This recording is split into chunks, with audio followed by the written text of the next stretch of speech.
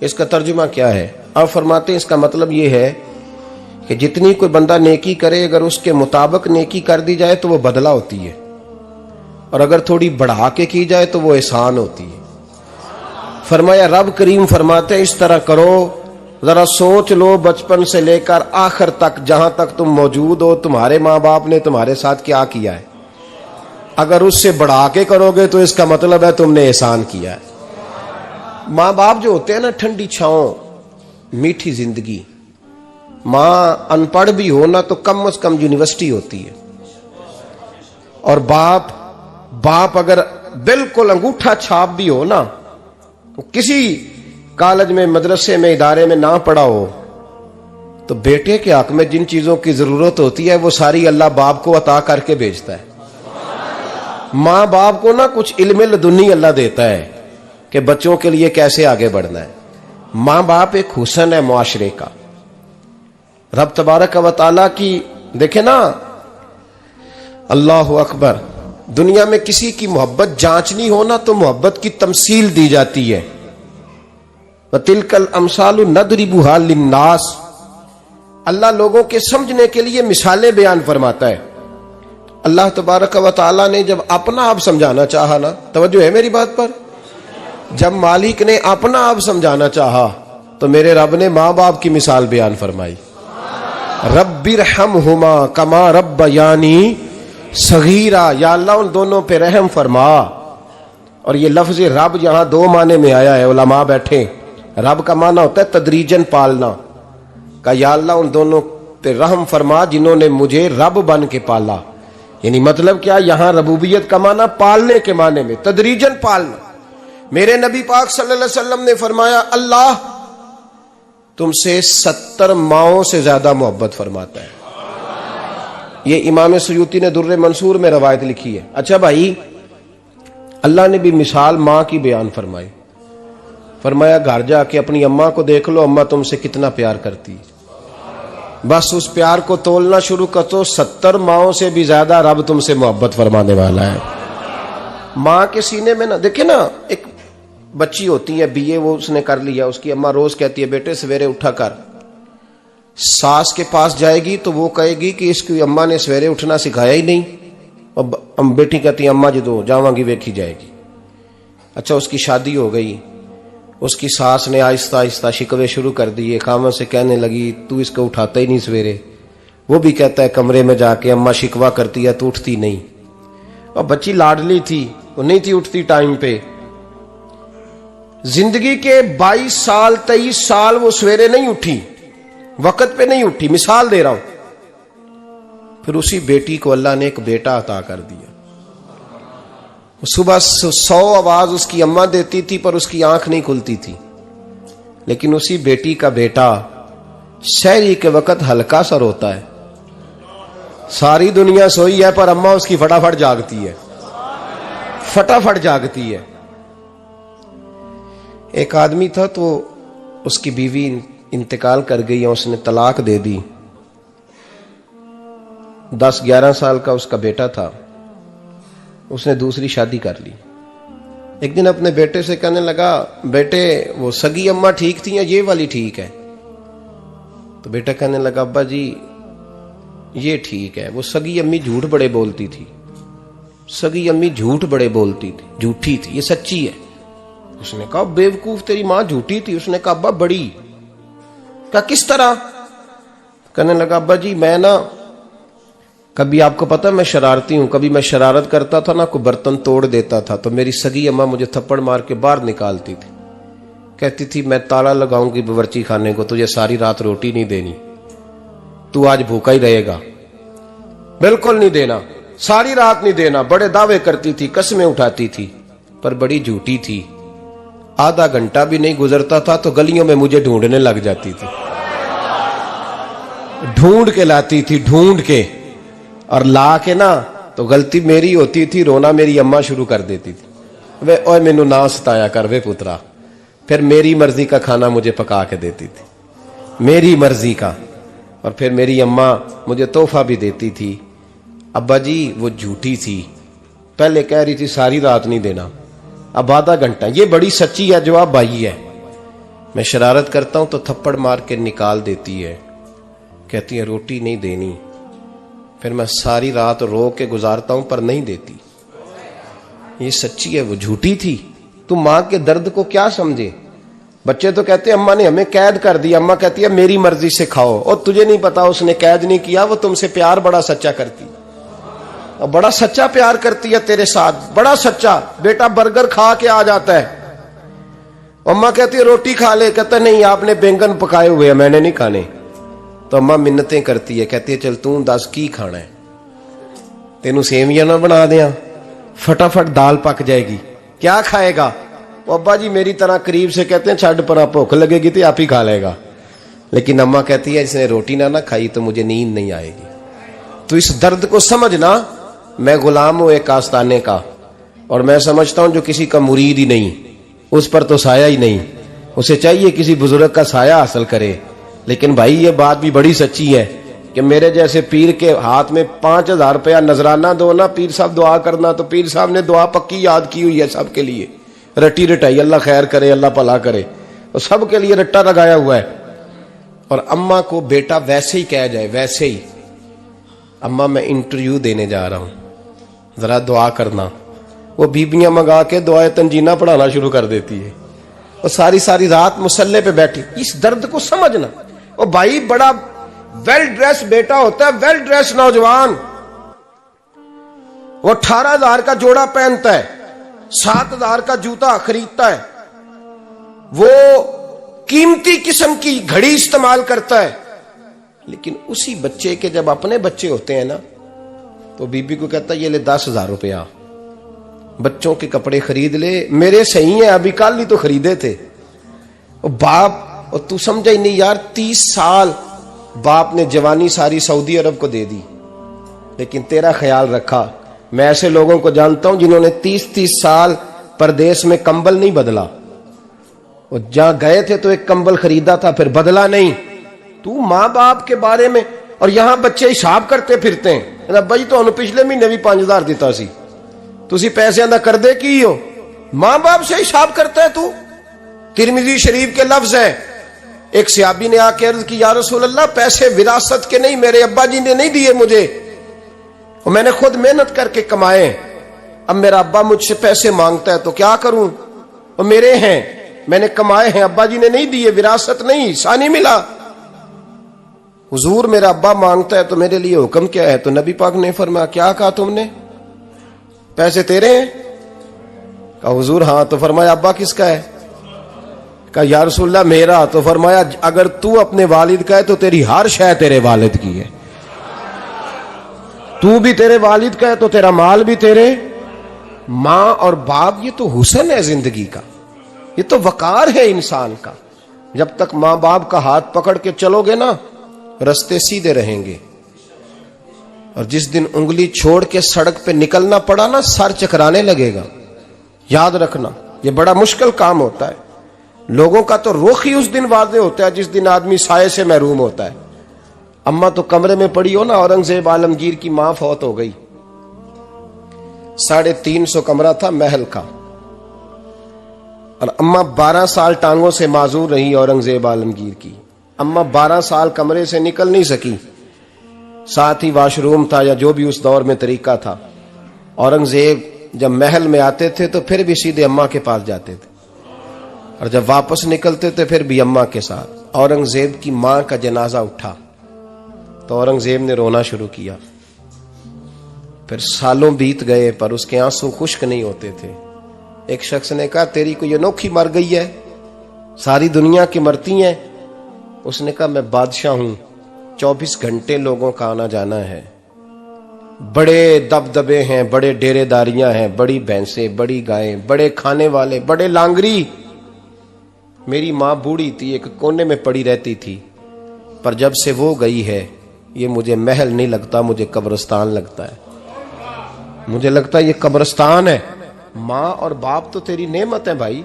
हम बच्चे, हमारे आजकल के बच्चों ने एक मसला बड़ा पक्का याद कर लिया, कहते मौलाना पीर साहब पसंद की शादी करना जायज नहीं।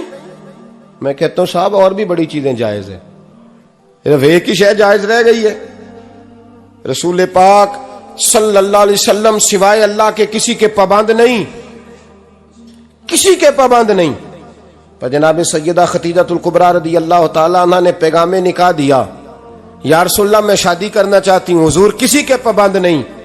पर मेरे महबूब ने फरमाया मेरा चचा मेरे वालिद की जगह है, मैं अपने चाचा से पूछ के तुम्हें जवाब दूंगा। यह है पसंद की शादी जो मेरे नबी ने बयान फरमाई है। तू सारा कुछ क्रॉस कर करके गुजर जाता है। यहां तो हाल यह है कि पालने वाला कोई और साये में बैठने वाला, बाग तेरे दी कर कर राखी मैं सारी उम्र गुजारी, तो जदों ये फल पकन ते आया ते लै गए होर व्यापारी। और बेटा गुजरता है अम्मा के दरवाजे के आगे से, अम्मा के दरवाजे के आगे बेटा अमरूद लेके आया है 6 किलो। तवज्जो है मेरी बात पर? इधर देखें जी, छोड़ें थोड़ी देर हमारी सुने। वो अमरूद लेके आया 5-6 किलो, तो अम्मा के दरवाजे के करीब से गुजर गया रात को। तो कमाई खाने का टाइम आया ना, तो गुजर गया। तो वो वजीर आजम से डरता है ना, तो जाके बीबी से कहता है बीबी के हकूक देना भी रसूलुल्लाह की सुन्नत है। लेकिन ये क्या बात हुई, तूने बीवी और मां का मुकाबला शुरू करा दिया? समझ तो सही, ये तेरे लिए काबे की जगह है और तू बीवी के लिए काबे की जगह है। उसे भी समझना चाहिए, गौर करना चाहिए। 5 किलो अमरूद लेके तो मां के कमरे के करीब से गुजर गया है। बीबी को जाके कहता है चल आधा किलो अम्मा को भी दे आ, उसके कौन से दांत हैं। तो प्लेट में डाल के वो लाई है। तू समझा ही नहीं, तूने गौर ही नहीं किया। बंदा तो वो ठीक नहीं था, नेपोलियन। पर किसी ने उससे पूछा था बता जिंदगी में पैसे लेने का मजा कब आया? उसने कहा कि मुझे मजा तब आता था कि मैं अपनी सारी कमाई ला के अपनी अम्मा के हाथ पे रखता था, और फिर जब मैं अपनी माँ से थोड़ा थोड़ा खर्चा लेता था ना, थोड़ा थोड़ा, तवज्जो है मेरी बात पे? अम्मा जी 10 रुपए दे आज, कहते जब मैं थोड़ा थोड़ा खर्चा लेता था ना, तो मुझे यूं लगता था जैसे मैं बादशाह वक्त के सामने खड़ा हूं और वो खजाने का मुंह खोल खोल के मुझे देता जा रहा है। तो इस जायके को समझ तो सही भाई, तो इसको समझ तो सही भाई। याद रखें और गौर करें, मां और बाप। और फिर ये भी सुन लें, नबी पाक सल्लल्लाहु ताला अलैहि वसल्लम ने मां बाप के लिए फरमाया हुमा जन्नतुका व नारुक, यही तेरी जन्नत है और यही तेरे लिए जहन्नम है। अगर ये राजी हो गए तो तेरे लिए जन्नत है, नाराज हो गए तो चाहे तू 100 पीर के मजार पे हाजिरी दे आ, लेकिन जब तक अब्बा राजी नहीं उतनी देर तक अल्लाह राजी। ये हदीस पाक है, हुजूर ने फरमाया जिसके वालिद राजी उसका अल्लाह राजी, और जिसका बाप नाराज उसका अल्लाह। हाँ बेशक, अब ये हदीस है ना, तो सारे वली एक तरफ बैठ जाएं, कहें या अल्लाह बख्श दे मुरीद को, लेकिन अगर अब्बा कहे या अल्लाह ना माफ करना, तो अल्लाह उन औलिया की नहीं मानता, वालिद की मानता है। इसलिए बुल्ले शाह आसमानी उड्डियां पढ़ना है, जेड़ा घर बैठा उन्होंने पढ़िया ही नहीं। भाई याद रखो, माँ बाप से प्यार करो, इनकी खिदमत करो, इनके पास बैठा करो, और माँ बाप को टाइम दें, वक़्त दें, चंद घड़ियां उनके पास बैठें। आप यकीन करें, अब्बा जी से आप मशवरा कर ले, सिर्फ मशवरा, मर्जी बेशक अपनी करें, लेकिन उस मशवरे में आपको इतना साया मिलेगा कि जिंदगी में कभी नाकामी नहीं होगी। पर असी सज्जन दी मननी, अब्बे दी नहीं मननी। तो फटे पे जो नलायक हमारी तरह का बैठा है उससे मशवरा लेना है, वालिद से नहीं लेना। बाप के पास बैठे, उससे मशवरा लें। मेरे अब्बा जी किसान थे, मैंने अपनी जिंदगी में ढेरों चीजें अपने बाप से सीखी हैं, दर्जनों चीजें सीखी हैं। मेरे वालिद बड़े खुददार थे, मिजाज में अजीब सी खुददारी थी। कोई बंदा कभी हाल पूछ लेता था ना कि हालात किस तरह के हैं, तो फरमाते थे भाई अगर बताना हुआ तो अपने अल्लाह को बताऊंगा। अल्हम्दुलिल्लाह बड़ा फजल है, मैंने उनके हाथों पे हमेशा छाले देखे, हमेशा छाले, लेकिन उनका हाथ कभी किसी दुनियादार के सामने फैलता हुआ नहीं देखा। लोग मुझे कहते हैं आप किस पीर साहब के साहबजादे हैं, तो मैं कहता हूं मैं उस पीर का साहबजादा हूं जिसने मेहनत करके हलाल की कमाई खाई सारी जिंदगी। ये लोग पीर नहीं होते, ये मुर्शिद नहीं होते, और मैंने दर्जनों चीजें सीखी उनसे। तो सीखने तो बैठ, तुझे हजारों चीजें मिलेंगी। भाई अपनी जिंदगी में माँ बाप की तरफ देखो, सबसे जरूरी काम है इन्हें वक़्त दो। अम्मा के ओ भाई बड़ा मुश्किल है दुनियादारों से तारीफ कराना, तो अम्मा दे कोल ते एवं 2 मिनट राती बईए ना आखी अम्मा पैर कटे ना रजाई चो तेरे घुट छड़ा, तो अम्मा कहती जा मेरा पुत्र थकिया आया तू सो जाके, मैं कदों काम लगी सा, मैं कदों हल वान डई सा, जा सो जा जाके। बस ये कार्रवाई है। तूने 2 मिनट के लिए कह दिया, सवेरे पूरे मोहल्ले में तेरी अम्मा कहेगी अल्लाह मेरे पुत्र वर्गा पुत्र सारिਆਂ ਨੂੰ दे। राती आउंदा है तो मैनू घुट के सौंदा है, अल्लाह घुटिया कोई नहीं सुना भी कार्रवाई पाई सू, लेकिन वो सबको बताती है। तो भाई इतनी कीमती चीज और तू छोड़ के मैं कभी जलसे से देर से आता था ना, अब तो जाता नहीं ज्यादा जगहों पे, कोशिश करता हूं कि चलो माहौल के मुताबिक, थोड़ा खुश्क आदमी हूं तो हर जगह सेट नहीं हो पाता, इसलिए कम जाता हूं। तो कभी रात को आते थे ना देर से, मेरी अम्मा जी शुगर की मरीज थी, तो मैं छोटे भाई को फोन करता था कि अम्मा जी सो गए, कहते सो गए। मैं कहता था कि तू ना इस तरह कर, नीचे आ जा, 2 बज गए, वो शुगर की मरीज है, आंख खुल जाए ना तो दोबारा लगती नहीं बुजुर्गों की, तो तू दरवाजा खोल दे, अंदर दस्तक दी तो दिक्कत होगी। तो मैं जूते उतार के अंदर दाखिल होता था, तो पहला कदम रखता था तो मेरी अम्मा बोल पड़ती थी पुत्र आ गए, आ गए। ओ भाई तू इस दर्द को समझना, कोई तुझे मिलेगा, कोई मिलेगा तुझे ऐसा। अब मैं दूर दराज भी चला जाता हूं, उनकी जिंदगी में नहीं जा पाया, कहते हमने नहीं जाना, घर में रहना है, इस कैफ को समझ ले, इस दौलत के करीब हो जा।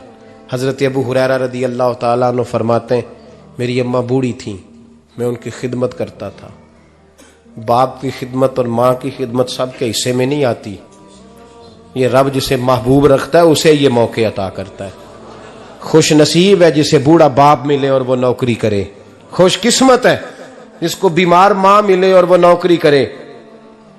हजरत अबू हुरैरा फरमाते मेरी अम्मा बूढ़ी थी, तो उनका मैदा कमजोर हो गया था, तो मैं उठा के पखाना पेशाब करता था तो कई दफा मेरे ऊपर कर देती थी।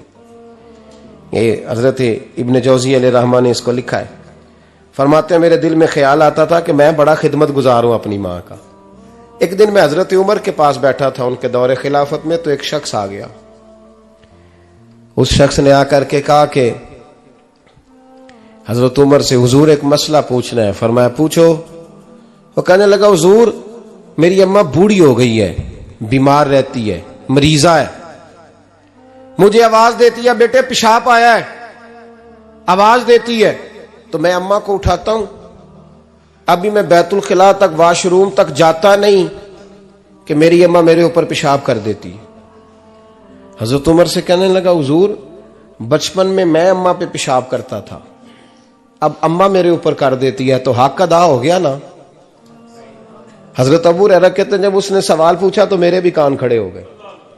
मैंने कहा ये तो मेरे वाला मसला पूछ रहा है, मेरे वाला मसला पूछ रहा है। मेरे पास एक दोस्त जुमा पढ़ने आते हैं बड़ी दूर से, मुझे कहने लगे हजरत साहब जदों भी मैं आउना ना तुसी मेरी ही गल छेड़ देंदे हो, वो जो बात होती है ना बिल्कुल मेरी होती है। मैंने कहा नहीं यार, जो मैं कर रहा होता हूं वो मेरी भी होती है, वो सारे मुआशरे की होती है। हमें लगता है कि मेरी हो रही है, हालांकि वो बात हमारी सबकी मुश्तरका होती है। सुन ले और याद रख लें।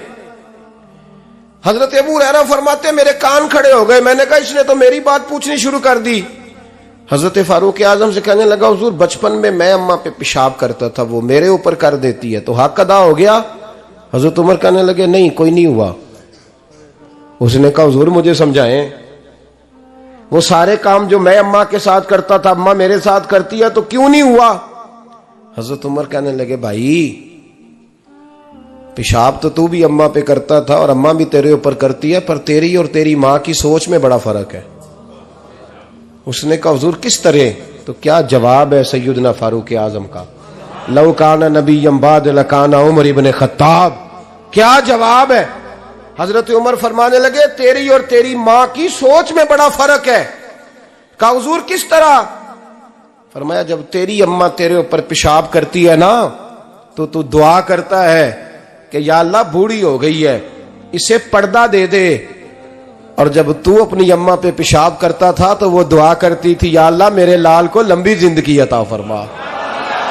फरमाया ये तेरा और उसका फर्क है, तू पर्दे की दुआएं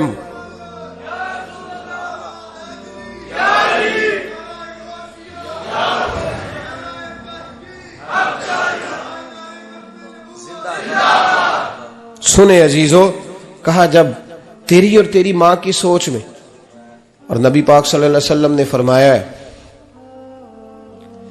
जितने भी गुनाह इंसान करता है ना, अल्लाह करीम सजा को रोक देता है, कयामत में सजा देगा। और जो माँ बाप का नाफरमान है ना, उसको दुनिया में भी सजा मिलेगी। जो माँ बाप का नाफरमान है उसे दुनिया में भी, आप यकीन करें, बच्चे थोड़ा सा पड़ जाते हैं बेचारे, तो माँ बाप से कहते हैं अब्बा जी तुसी पुराने दौर दे हो, तो की पता होवे, और तुझे पता ही नहीं भाई, तुझे खबर ही नहीं, ये पुराने दौर के नहीं, तू बेवकूफों के दौर का है, तू समझ ये को तालीम है। अकबर अलाहाबादी ने कहा था हम ऐसी लाखों किताबें काबिले जब्ती समझते हैं, जब्त करने को दिल करता है, हम ऐसी लाखों किताबें काबिले जब्ती समझते हैं जिनको पढ़ के बेटे बाप को खबती समझते हैं। बात है करने वाली, मां और बाप इतना बड़ा दर्जा है।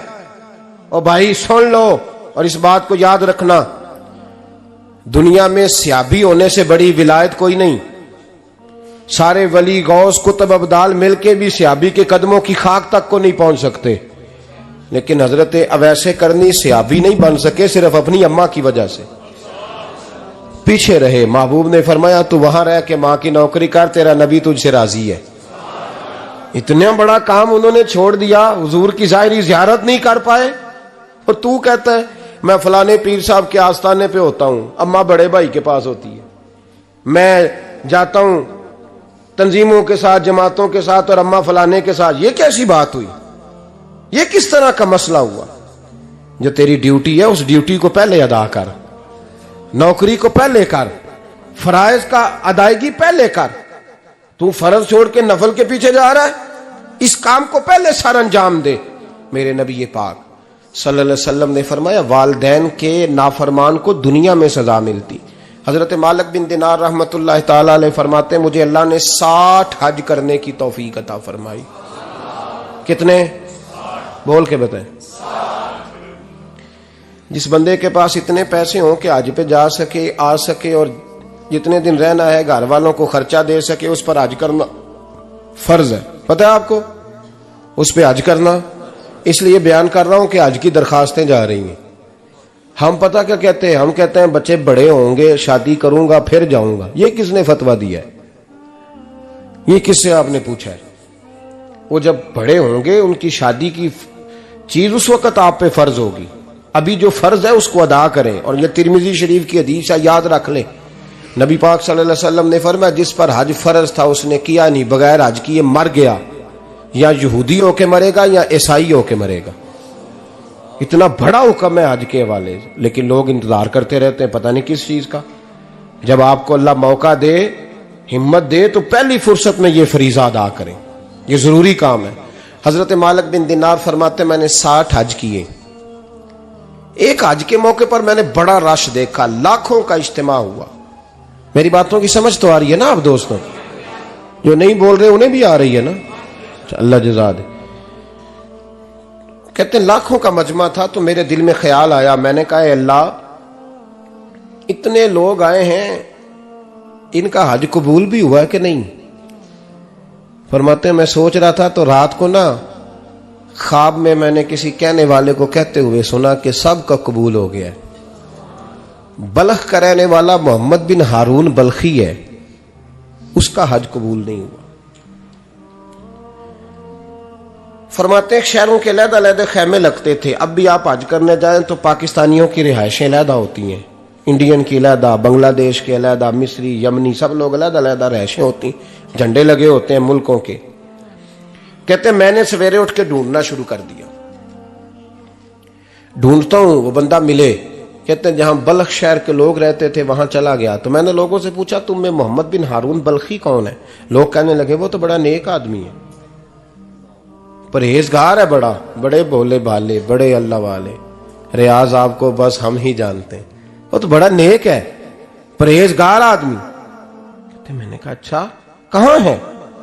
उन्होंने कहा पहाड़ के पीछे उसने खैमा लगाया हुआ है, सारी रात इबादत करता है, सारा दिन रोजा रखता है, कायमुल लैल है, साइमुद दहर है। क्या बात?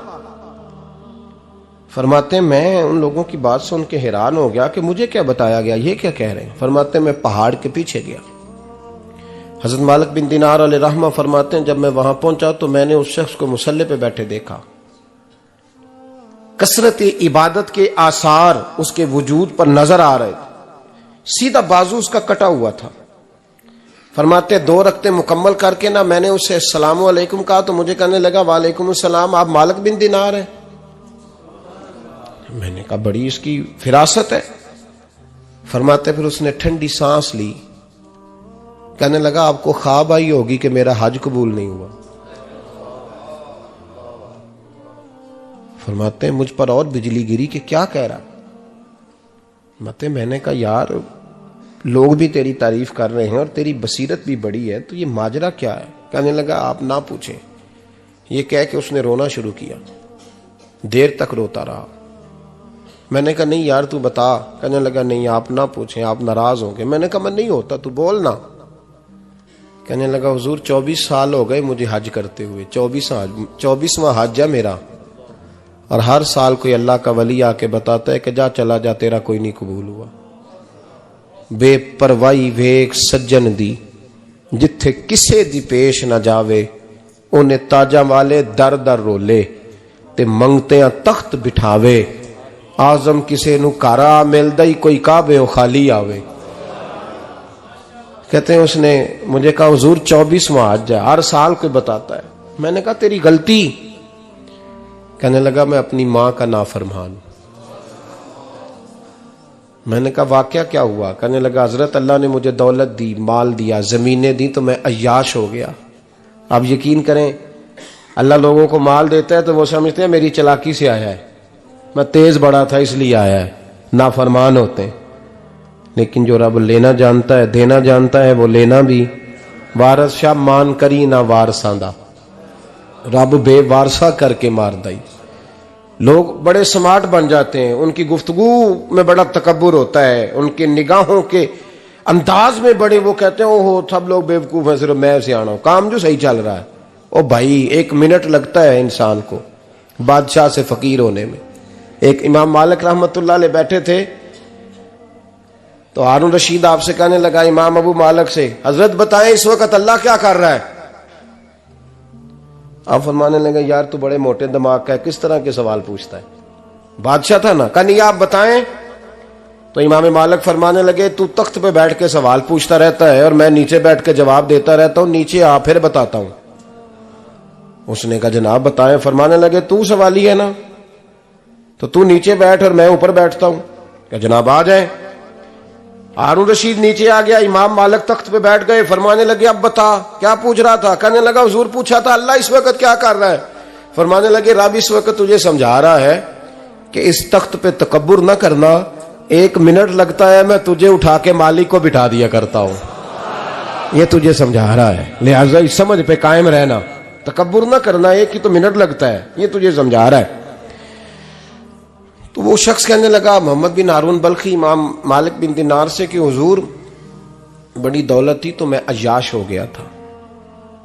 रमजान का महीना था, अम्मा तंदूर में रोटियां लगा रही थी, मैं शराब पी के घर आ गया। हमारे यहाँ ये भी फैशन है ना, अब मेहंदी वाले दिन चौधरी साहब के डेरे पे जवान शराब पीते हैं तो पूछते हैं हाजी साहब आप तो हाजी भी हैं, तो डेरे पे मुंडे क्या करते रहे। कहते मैं डेरे तो सा मैनू नहीं पता, वो कार लगे सन। हाजी साहब आपको सारा पता है और अल्लाह आपसे पूछ लेगा। यहां तो कोई आदमी चुप कर जाएगा आपके किलों की वजह से, लेकिन अर्श के मालिक को भी तो जवाब देना है कि नहीं। क्या तरीका है देखे ना, कुल वाले दिन महफिल और मेहंदी वाले दिन अल्लाह से सिर्फ दुखों का रिश्ता है, रसूलुल्लाह से सिर्फ गमों का रिश्ता है। अगर तूने ढोल ढमक्का शोर शराबा किया है शादी वाले दिन तो कोल वाले दिन भी बजा, तेरा पता चले, जनाजे पे भी बजा। क्या तमाशा है। मजहब सिर्फ रस्म है, जरूरत है, कोई मर गया तो कुरान पाक खोल लो, बाकी जो मर्जी करो। हज भी कीती जांदे हो, लहू भी पीती जांदे हो, खो के माल यतीमां दा भेज मसीती जांदे हो, फट दिलां दे सींदे नहीं, टोपियां सीती जांदे हो, नफ्स ते छुरी फेर दे नहीं, बकरे कीती जांदे हो, फर्ज भुलाई बैठे हो, नफला नीति जांदे हो, ओ दसो ते सही बुल्ले नू ए की कुछ कीती जांदे हो, ओ दसो ते सही बुल्ले शाह नू की कुछ कीती जांदे हो। कोई तरीका है? कोल शरीफ पे मौलवी साहब तशरीफ लाइएगा, अब्बा जी के कोल है, तो मैं तो कहता हूं बजा ना बैंड बाजे वाला आज भी, तेरा पता चले कि ये दो दो काम कैसे होते। तू किस तरह दो कश्तियों का, समझ नहीं आती बात की। मैं तो जाता ही नहीं बैंड बाजे वाली शादी पे, मैं कहता जो तुमको मर्दी पढ़ा लो। ने कहा हमसे नहीं दो दो काम होते, अल्लाह रोजी देने वाला है, एक ही करते हैं। दो रंगी छोड़ के यक रंग हो जा, सरासर मोम हो जा या संग हो जा, मौज करो। हम इस चक्कर में पड़ते ही नहीं, हम वो रास्ता ही छोड़ देते हैं जो हमारी तबीयत के मुताबिक नहीं होता। बस खत्म हो गई बात। इसलिए गौर करें और याद रखें इस बात को। इमाम मालिक बिन दिनार रहमतुल्लाह अलैह फरमाते हैं, मुझसे कहने लगा पैसे आए तो मैं याश हो गया। रमजान का महीना था, असर के बाद मेरी अम्मा इफ्तारी की तैयारी कर रही थी। मैं गया, मैंने कहा शराब पी हुई, अम्मा रोटी दे। तो अम्मा कहने लगी शर्म कर, शर्म कर, रोजा रखा नहीं तो जिन्होंने रखा है उनका तो ख्याल कर। कहते अम्मा की बात का मुझे गुस्सा लगा। मैं कहा करता हूं बदनसीब है वो बेटा जिसका बाप उससे बात करते हुए डरता है कि पता नहीं कहां से बोलेगा। बदनसीब नहीं वो बेटा जिसकी मां उससे बात करते हुए सहम जाती है कि पता नहीं कौन सी बोली बोलेगा। बदनसीब नहीं कि मां बाप भी जिससे खोल के बात ना कर सके। हजरत मालिक बिन दिनार से कहने लगा, अम्मा ने जब कहा ना शर्म कर, तो मुझे गुस्सा आया, मैंने मां को थप्पड़ मारा और मेरी मां जलते हुए तंदूर में गिरी। लोगों ने मुझे पकड़ के अंदर बंद कर दिया कमरे में। सारी रात मैं शोर सुनता रहा पर नशे में धुत रहा। सवेरे आंख खुली तो मेरी बीवी बैग बांध रही थी। मैंने कहा कहां जा रही हो? कहने लगी जो मां का नहीं बना मेरा कैसे बनेगा। वो मैंने कहा मेरी अम्मा का, वो तो लोगों ने रात को ही दफन कर दी जनाजा पढ़ के। तड़प के कहने लगा मुझे क्यों नहीं बताया? तो कहते हैं लोग कहने लगे तेरी मरती हुई मां कह गई थी इसे मेरा मुंह ना देखने देना, मेरे जनाजे के करीब ना आए। हजरत मालिक बिन दिनार फरमाते हैं जब उसने ये बात सुनाई तो मैंने भी उसके मुंह पे थप्पड़ मारा। मैंने कहा तू इसी काबिल है। कहते हैं वो रोने लगा, हुजूर दुआ करे अल्लाह मुझसे राजी हो जाए। कहने लगा जब मां की इंतकाल की खबर मिली तो मैंने कुल्हाड़ी लेके वो हाथ काट दिया जिससे मां को मारा था। मैंने सारी जायदादें खिरात कर दी। 24 साल हो गए, 24 साल। सारी रात नमाज पढ़ता हूं, रोजा रखता हूं, हज करता हूं, पर हर साल कोई आके कहता है जा दौड़ जा तेरा कोई नहीं कबूल हुआ। हुजूर दुआ करे मालिक राजी हो जाए। फरमाते मैं थप्पड़ मार के आ गया। मैंने कहा तुझसे राजी हो जाए इतने जालिम से? इमाम मालिक फरमाते हैं रात को आके सोया तो मुझे ख्वाब में रसूल पाक का दीदार हुआ। तो नबी पाक अलैहिस्सलाम ने फरमाया मालिक तू उसे मायूस क्यों कर आया है? अल्लाह तो बड़ा मेहरबान है। कहा हुजूर मां के नाफरमान को माफी कैसे मिलेगी? तो इमाम मालिक फरमाने लगे नबी करीम ने फरमाया जा उसे जाके बता दे तुझे कयामत में तेरी मां की वजह से बख्श दिया जाएगा। कहा हुजूर अम्मा की वजह से किस तरह? तो महबूब फरमाने लगे इसकी मां कयामत में इसके खिलाफ मुकदमा दायर करेगी रब करीम की अदालत में। ए अल्लाह मैंने 9 माह पेट में रखा, दर्द सह के इसे जना, जिगर का खून पिला के पाला और इसी ने मुझे कत्ल किया। रब करीम इसकी मां का मुकदमा सुन के कहेगा उठाओ इसको दोजख में फेंको, इसने मां जलाई थी इसे भी जलाओ। महबूब फरमाने लगे जब पकड़ करके मालिक उसको मोहम्मद बिन हारून को लोग ले जाएंगे ना जहन्नम की तरफ, अभी फरिश्ते घसीटेंगे ही तो पलट के फिर अम्मा की तरफ देखेगा और दूसरी दफा फिर घसीटेंगे तो पलट के देखेगा और तीसरी दफा फिर पलट के कहेगा अम्मा ये मुझे जलाने लगे, अम्मा ये जहन्नम में फेंकने लगे। मेरे हबीब फरमाने लगे वो जल के मरने वाली मां वहां भी बोल पड़ेगी, कहेगी या अल्लाह चल मैंने माफ किया तू भी माफ कर दे। ऐ अल्लाह मैंने माफ किया तू भी माफ कर दे, अल्लाह तू माफ कर दे इसे, अल्लाह तू इससे दरगुजर फरमा, इसे माफ कर दे। मेरे महबूब पाक अलैहिस्सलाम फरमाते रब करीम कहेगा इसने तुझे जलाया, तो कहेगी अल्लाह ये तो बेटा था इसने जला दिया, मैं मां हूं, मेरे सामने जले तो मैं कैसे बर्दाश्त कर सकती हूं। फरमाया उसने जला के मारा था, पर उसी मां की वजह से रब करीम इसे जन्नत अता फरमाएगा। पलटा जा जाके मां के पैरों में बैठ जा, सवेरे अनपढ़ बाप से दुआ कराया कर, जा बिल्कुल अंगूठा छाप बाप से सुबह दुआ कराया कर, देख रब करीम तेरे लिए रहमतों के दरवाजे खोल देगा। और आखिरी बात ये भी सुन ले, मां बाप के इंतकाल के बाद रिश्ते खत्म नहीं होते। रिश्ते खत्म, क्या दुआ मांगते हो नमाज में? रब्बना इग़फिरली। इसका मतलब है मां बाप तो है ना, वो जो औलाद बचपन में चली जाएगी ना, नाबालगी में, छोटे बच्चे, वो कयामत में मां बाप की सिफारिश करेंगे। मां बाप के इंतकाल के बाद भी आला हज़रत फाज़िल बरेलवी ने 12 हुकूक लिखे हैं मां बाप के फतावा रज़विया में। फरमाया उनके दोस्तों से दोस्ती रख, उन्होंने जो वादे किए थे वो वादे पूरे कर, अगर उनके जिम्मे कर्जे हैं तो अदा कर, और अगर तेरे माँ बाप जो नेकियां करते थे वो नेकियां जारी रख। और इमाम जलालुद्दीन सयूती ने शरह सुदूर में लिखा है, जमीन पे रह के गलत काम ना करना, वरना फरिश्ते कब्र में जाके तेरे माँ बाप को कहेंगे तो कितनी बुरी औलाद पैदा करके आया। और फरमाया तो दुनिया में रह के अच्छे काम कर, चाहे दुआ मांग चाहे ना मांग, फरिश्ते कब्र में जाके कहेंगे क्या बात है तुम्हारे बेटे की, कैसा लाल पैदा किया है, दुनिया खैर से भर दी है। और भाई मुझसे कोई बंदा पूछे ना कि माँ बाप को इसाले सवाब का सबसे बेहतरीन तरीका, तो मैं कहता हूं बेटे नमाजी हो जाओ। क्या कर, ताकि हर नमाज की आखिरी रकत में तू कहे रब्बना इग़फिरली। नमाज अल्लाह की, जिक्र माँ बाप का अल्लाह ने रख दिया है, रब्बना इग़फिरली हर नमाज की हर आखिरी रकत में खत्म शरीफ पढ़ा जाएगा। और नमाज के अंदर पढ़ेंगे इंशाअल्लाह ताला, पढ़ेंगे नमाज इंशाअल्लाह, वादा नहीं करा रहा। दाढ़ी किसकी सुन्नत है? नहीं, जिन्हें नहीं रखी हो बोलो, जिन्हें रखी हो तो बोलन डया ने। किसकी सुन्नत है? तो सरकार के गुलामों ने रखनी है, किसी और ने रखनी है? गुलाम कहते हैं अभी हम नेक ही नहीं, नेक होंगे तो रखेंगे। वो खुदा के बंदो, नेक तो सारी जिंदगी बंदा नहीं होता। कभी किसी ने दावा किया है वली गौस कुतुब ने कि अब मैं बिल्कुल गुनाह नहीं करता, मैं पाक साफ हो गया हूं? किया है कभी? ये शैतान का वसवसा है। दाढ़ी हुजूर की सुन्नत है, और रखो तो नबी पाक की मर्जी के रखो, पूरी मुट्ठी रखो, अपनी मर्जी की ना रखो। जितनी मुझे अच्छी लगती है उतनी मैंने रख ली। एक मुट्ठी दाढ़ी रखें, सारी दुनिया की ट्रेनें गुजरती हैं तो गुजर जाएं, नमाज का वक्त नहीं गुजरना चाहिए। बस खत्म हो गई बात। दुनिया तो चंद रोज है, ओ पईयां देश दियां कबरां जिन्हां ते फुल पे, उधरों कोई नहीं जी आमदा ते इधरों लखां गए।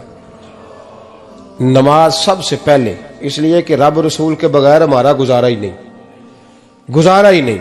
नमाज, कुरान पाक और दुरूद व सलाम, ये कज़ा होना ही नहीं चाहिए, जो मर्जी हो जाए।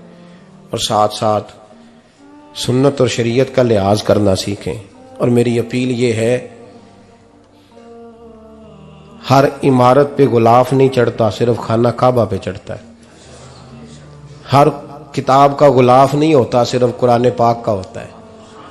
हर बीबी का पर्दा नहीं होता, सिर्फ मुसलमान औरत का होता है।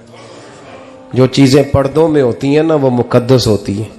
और भाई टाफी से भी रैपर उतार दो तो मक्खियां बैठने लगती हैं। तो जो बीबी पे पर्दा होगी उस पर बुरी नजरें नहीं जमेंगी। ड्यूटी है आपकी, बेटियों को पर्दा कराएं, बहनों को पर्दा कराएं, माँ बाप माओं को गुजारिश करें। पर्दा हुस्न है मुसलमान का। जिस घर में पर्दा रहता है उस घर में अल्लाह के फरिश्ते रहमत नाज़िल फरमाते हैं। ये कोई फैशन, कोई तरीका, कोई मतलब ही नहीं इन चीज़ों का। बापर्दा करें अपने घरों को। दुआ करता हूँ अल्लाह तबारक व तआला मेरी इस हाज़िरी को कबूल फरमाए। अल्लाह आप सबका आना कबूल फरमाए। और जो कुछ मैंने कहा अल्लाह तबारक व तआला हमारे दिलों में, हमारी रूहों में इस जज्बे को जागुज़ी फरमाए। आखिर दावाना अल्लाह सलामत रखे। अब काफी नहीं हो गया काम?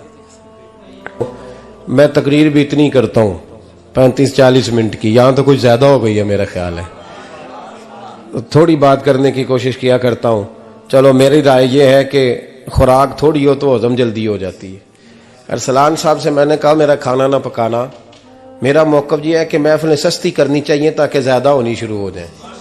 महंगी बड़ी है, इसलिए मैं दस ना माड़ा बंदा ते हाथ ही नहीं ना पाता। तो मैं कहा करता हूं कि कम से कम खर्चा हो। हमारे करोड़ों रुपया सालाना लगता है महफिलों पर, अगर अरबों कह दूं तो फिर भी बात गलत, लेकिन उसका रिजल्ट हमें उस तरह का नहीं मिलता जिस तरह का मिलना चाहिए। देखें ना, आपने अजमत वालदैन पे प्रोग्राम किया, मेरी राय यह है कि हुकूक ज़ौजैन पे भी होना चाहिए, और शादी से पहले हर बच्चे को मियाँ बीवी के हुकूक का पता होना चाहिए। बाद में 3 तलाकें दे के आ जाते हैं, कहते हैं मैंने पता ही नहीं सी। तो अगर पहले पता कर लेंगे तो ये तमाशा नहीं लगेगा, लेकिन ये काम होता नहीं। बहन भाइयों के हुकूक पर बात होनी चाहिए, ये बड़े जरूरी काम है। और ये भी सारा मेरे नबी पाक का मिलाद ही है, इसलिए कि ये बातें मुस्तफ़ा ने सिखाई हैं हमें सल्लल्लाहु। एक बात कही हजरत ने, मैं अर्ज कर देता हूं। मुहद्दिस इब्न जौज़ी रहमतुल्लाह अलैह एक बुजुर्ग के बारे में फरमाते हैं, वो कहते हैं कि बाज लोगों ने तो उनका अपना नाम लिखा है और बाज जगह पे एक और बुजुर्ग का जिक्र है, और बयान रवायत हज़रत मुहद्दिस इब्न जौज़ी फरमाते हैं। वो कहते हैं कि मैं घर में कोई काम कराना था, काम होते हैं ना छोटे मोटे घर में, तो फरमाते हैं मैं मजदूर लेने गया बगदाद में। चौकों पे मजदूर सारी उम्र का मजदूर ही है ना बेचारा। अमीर तो अमीरतर होता जा रहा है और गरीब गरीबतर हो रहा है। हमारे तो पीर भी लोगों को कह रहे हैं फकीर हो जाओ, खुद अमीर होते जाते, खुद रोज बरोज अमीर हो रहे हैं। दुनिया को कह रहे हैं फकीर हो जाओ, तुम भी तो थोड़ा फकर इख्तियार करो ना भाई, जो दर्ज दे रहे हो। इल्ला माशाअल्लाह, सबकी बात नहीं करता। फरमाते हैं कि मैं ना मजदूर लेने गया, बगदाद के चौक में मजदूर बैठे होते थे, तो मेरी उन मजदूरों में से ना एक नौजवान बच्चे पे नजर पड़ी। बड़ा कमजोर सा वजूद था, लेकिन चेहरे पर इबादत का निशान था। माथा बताता था कि नमाज का बड़ा ख्याल रखता है। मैं उसके करीब गया, चेहरे भी बड़ा कुछ बताते हैं ना, चेहरों में भी बड़ी रानाई होती है। फरमाते हैं मैं करीब गया, मैंने उसको कहा बेटे मजदूरी करोगे? तो कहने लगा मजदूरों में बैठा हूं तो हुजूर मजदूरी के लिए ही तो बैठा हूं। तो मैंने कहा कि चलो फिर। कहने लगा नहीं मेरी कुछ शर्तें। मैंने कहा बताओ? कहने लगा पहली शर्त यह है कि लोग 4 दिनार दिहाड़ी लेते हैं, मैं 3 दिनार लूंगा। मैंने कहा यार बे तो बड़ी बेहतरीन है, बाकी भी इस तरह की रख ले। उसने कहा हुजूर दूसरी शर्त यह है कि मैं आपकी मुकम्मल बात मानूंगा, लेकिन जब अजान हो जाएगी फिर आपकी नहीं सुनूंगा। तीसरी बात उसने ये की कि हुजूर मैं आपके घर में काम करूंगा पर आपके किसी सवाल का जवाब नहीं दूंगा। कहते हैं मैंने कहा यार तू बड़ा अजीब है, शर्तें तो मालिकों की होती हैं। कहने लगा जी बहरहाल मैं शर्तें लगा के जाता हूं। फरमाते हैं मैं उसे घर ले आया, काम मैंने उसको बताया, तो जो काम मजदूर सारे दिन में करता है ना उसने 2 घंटे में कर दिया। हमारे मजदूर सिगरेट पीने में भी तो आधा घंटा लगाते हैं ना, वो चाय पीने जाएं तो पौना घंटा वहां। उनको भी तो दयानतदारी करनी चाहिए कि नहीं करनी चाहिए? ने मुआहदा किया है ना जी, तो पूरा उतरना चाहिए ना। कहते 2 घंटे में। अब काम जब बंदा शुरू कराता है तो काम और निकल आता है। कहते काम मैंने उसको और बता दिया, वो करने लगा। उसने मिट्टी निकाल के रखी थी बाहर रास्ते में, तो अजान हो गई जोर की। उसने वहीं कुदाल छोड़ी कई और चलने लगा। तो मेरा बेटा कहने लगा इसको जरा बराबर कर दो। कहने लगा चुप कर जा, तेरे बाप से बात हुई थी, जब अजान होती है तो मैं किसी और की नहीं सुनता, सिर्फ अल्लाह रसूल की सुनता हूं। कहते हो मस्जिद चला गया, नमाज पढ़ के आया तो दोपहर का वक्त था। मेरी बीबी कहने लगी इसको को खाना खा ले। कहते हमने कहा खाना खा लो, तो कहने लगा मैंने रोजा रखा हुआ, रमजान भी नहीं था, नफली रोजा रखा हुआ। फरमाते हैं शाम हुई, मैंने 3 दिनार दिए। तो मैंने कहा तेरा नाम क्या है? कहने लगा मैंने आपसे कहा था मैं किसी सवाल का जवाब नहीं दूंगा। तो वो चला गया। अगले दिन मैं फिर लेने गया उसे, काम कुछ और निकल आए। तो लोगों ने बताया वो सिर्फ हफ्ते वाले दिन आता है। मैंने कहा क्यों? कहने लगे जी वो कहता है मेरा हफ्ते का खर्चा 3 दिनार है, जब 3 दिनार कमा लेता हूं तो बाकी सारा टाइम अल्लाह रसूल की जिक्र में गुजार दिया करता हूं। फरमाते हैं जी अगले हफ्ते मैं फिर लेने गया, मैंने पूरा हफ्ता इंतजार किया कि काम उसी से कराना है। मैं जब गया तो मैंने कहा चलो। कहने लगा मेरी शर्तें याद है ना? और मैंने कहा याद है भाई, साथ चल। फरमाते हैं काम कराया, 2-3 हफ्ते वो आता रहा। 1 हफ्ते में गया तो लोगों ने कहा हुजूर आज नहीं आया। क्यों? कहने लगे बीमार हो गए। कहाँ घर है? कहने लगे बगदाद के कब्रिस्तान के पीछे जो कच्ची आबादी है उसमें रहता है। फरमाते मैं गया, दरवाजे पे दस्तक दी तो कहने लगा हुजूर आप हैं? दरवाजा खुला है, आ जाइए। फरमाते मैं अंदर गया तो मैंने कहा तुम्हें कैसे पता चला मैं आया हूं? कहने लगा हुजूर अल्लाह वाले हो, आप नहीं आना था, वरना अमीर तो गरीबों का पता लेने कोई नहीं आते। कहते मैं करीब गया तो कहने लगा मैं आपका इंतजार कर रहा था, तेज बुखार है, तप रहा। जेब से कुछ पैसे निकाले, कहने लगा ये पैसे रख लें। एक अंगूठी निकाली, कहने लगा हुजूर आज रात को मेरा इंतकाल हो जाएगा, इन पैसों का कफन खरीद के सुबह जनाजा पढ़ के मुझे दफन कर देना, और जब दफन करो तो ये अंगूठी लेके असर के बाद हारून रशीद के पास जाना। आप उसे कहना मैंने मिलना है, पर वो आपको टाइम नहीं देगा। आप उसको आवाज दीजिएगा कि तेरी एक अमानत है मेरे पास, फिर वो आपसे मिलेगा तो अंगूठी दे दें, फिर आप मेरी तरफ से फारिग हैं। हजरत फरमाने लगे तेरा नाम? और कहने लगा हुजूर वक्त थोड़ा है, आज रात मैंने जाना है, बड़ी लंबी माफी मांगनी है रब करीम से, अगर मुनासिब समझे तो मुझे अपने रब से तन्हाई करने दे। फरमाते हैं मैं आ गया, पर उसकी बातों ने मुझे सारी रात सोने नहीं दिया। फरमाते हैं सुबह बड़ी मुश्किल से सूरज निकला, मैं गया, दरवाजे पे हाथ रखा तो दरवाजा खुला हुआ था। अंदर दाखिल हुआ तो खुशबुएं मेरा इस्तकबाल कर रही थी। जब चेहरे से कपड़ा हटाया तो उसका तो इंतकाल हो चुका है, इंतकाल हो चुका है, ऐसे है जैसे किसी का दीदार करके सोया है। कहते मैं तो 2 आदमी ले गया था जनाजे पे, पर पता नहीं दुनिया किधर किधर से आई, कहां कहां से। अखां जदों मीटियां जमाना मैनू रोवेगा, अपना ते अपना बेगाना मैनू रोवेगा, अपना ते अपना। और मियां साहब ने कहा था बाद मरन दे मुखड़ा मेरा हो जावे जे ताजा, फिर समझ लेना महबूब मेरे ने आन पड़िया जनाजा। और किसी उर्दू के शायर ने कहा था मेरे मरने पे हर सू शोर मच जाएगा देखोगे, अल्लाह को मेरे मरने पे हर सू शोर मच जाएगा देखोगे, कहने अलविदा सरकार खुद तशरीफ लाएंगे। फरमाते हैं मैं तो 2 बंदे ले गया था, पर पता नहीं मखलूक कहां कहां से आई। जनाजा पड़ा, दफन किया। हारून रशीद के पास में असर के बाद गया, मैंने बुलाना चाहा पर बादशाह था, मेरी तरफ देखा ही नहीं। मैंने उसको कहा तेरी एक अमानत मेरे पास है। फरमाते हैं वो मुझे कोने पे ले गया, क्या बात है, कमरे में बुलाया, मैंने अंगूठी दी। हारून रशीद तो चीखे मारने लगा, कहने लगा अंगूठी वाला कहाँ है? मैंने कहा वो तो इंतकाल कर गया। कहने लगा मुझे कब्र पे ले चल। कहते मैं कब्र पे लाया तो वो लेट गया, तड़प के रोने लगा। मैंने कहा मेरा कलेजा फट जाएगा, ना उसने कुछ बताया ना तूने बताया, ये कौन था? तो हारून रशीद कहने लगा ये मेरा बेटा था। मैंने कहा तेरा बेटा और मजदूर? कहने लगा हुजूर ये हजरत दाऊद ताई के पास बैठा करता था, उनका मुरीद था, मुझे रोज कहता था अब्बा तूने बड़ी दुनिया इकट्ठी कर ली है, मरते वक्त तुझसे टांगे समेटी नहीं जाएंगी, इतना हिसाब नहीं तू दे सकेगा। मैं इसको समझा देता, इसकी अम्मा समझा देती। ये रोज हमें कहता छोड़ दो, आ जाओ अल्लाह रसूल की बारगाह में झुक जाएं, हम समझ। एक दिन ये चला गया, कहने लगा फिर तुम्हारा रास्ता और है और मेरा रास्ता और है। ये सोने की अंगूठी गलती से इसके पास रह गई थी, गलती से हीरे की अंगूठी चली गई। कहने लगा देखो मेरे बेटे ने आज वो भी वापस कर दी है। फिर तड़प के कहने लगा हारून रशीद था तो ये मेरा बेटा, पर मेरा मुर्शद निकला, मेरा पीर निकला। भाई जिंदगी तो बड़ी थोड़ी है ना। बाबा साहब ने कहा था उठ फरीदा सुत्या, और दाढ़ी आ गया पूर, अग्गा नेड़े आ गया, पिछा रह गया दूर।